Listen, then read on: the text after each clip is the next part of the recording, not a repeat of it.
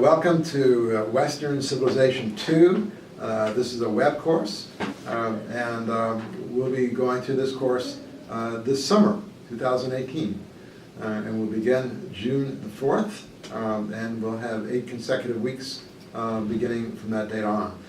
Well, let me just welcome you first of all, and my name is Jack Lusko. I'll be conducting you through the course. We'll have ample opportunities to have a number of conversations in various discussion boards, and you will also be writing 3 reflections or critical reflection pieces based on different documents.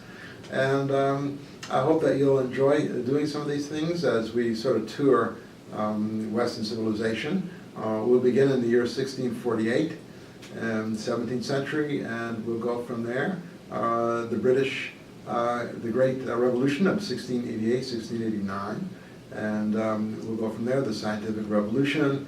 We'll talk about the Enlightenment of the 18th century. We'll talk about the French Revolution. And for all of these earlier sections, by the way, there'll also be a video. So you'll have the great opportunity to see me again on these brief videos, maybe 14, 15 minutes each. I hope they'll be helpful, and they'll be geared in just about every case to an assignment of one sort or another. So let me pick this back up. The 18th century, the Enlightenment. We'll talk about the politics of that period as well, and then the French Revolution, culminating in some of the terrible events that occurred, the Great Terror, resulting ultimately in Napoleon coming to power, building the Napoleonic Empire, which will include much of Europe. Napoleon gets all the way up to Moscow at one point. And after that, of course, the decline and the fall of Napoleon and the French Empire.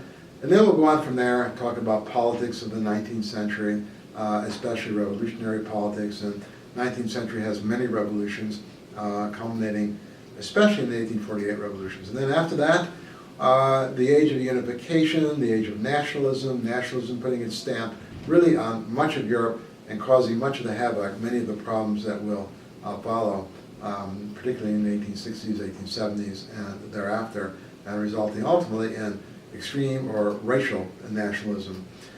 We'll talk about thought in all of these periods, thought in the early 20th century. We'll talk then about Sigmund Freud, Albert Einstein, and a number of others, for example, Fyodor Dostoevsky, and that'll be an interesting conversation I hope that we'll all have. And then on to the terrible 20th century, World War I, Depression, the horrible 20s, which lead ultimately to fascism in Europe, National Socialism, to Hitler, followed yet by another World War, and then, of course, the period after that, the Cold War between Russia and the U.S., Russia and the West, and then after the Cold War, of course, the rebuilding of Europe, Europe emerging in the modern world, a very different kind of Europe, a much more unified Europe, and then ultimately the collapse of the Soviet Union, the end of the communist dream, and then onwards from 1989 until the present, the contemporary. Well, we'll talk about that, what we think of the contemporary world, a world that was supposed to be the end of history, but that in fact is ending up to be not necessarily a time of peace, a time of harmony, and so on and so forth. It's been really a rather turbulent era, although it was supposed to be something quite different. So we'll have an ample opportunity to discuss all of these things. What you'll be doing, well, one of the major readings that you'll have will be George Orwell's Animal Farm. It's a very short book. It's a very symbolic book. It is a book that's easy to read, and that I invite you to write a very brief essay on it, approximately 1,000 to 1,200 words, in which you'll tell me what you think the book is about and what you think we can actually get out of reading that book. You'll also be analyzing earlier on in the course Wilson's his 14 points, which he addressed to Congress, and he thought would be the basis of the peace in the future. That's in 1919. We know that nothing came of that there was to be no peace in the future because the 1920s, you've got the Russian Revolution, of course, ongoing, and then the 1930s with the Depression, and anything but peace, and then, of course, National Socialism.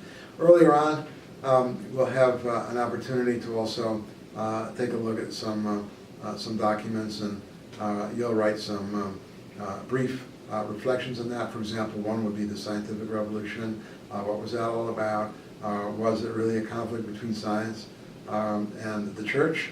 And I'll invite you to make your surmise of that, your commentary on that.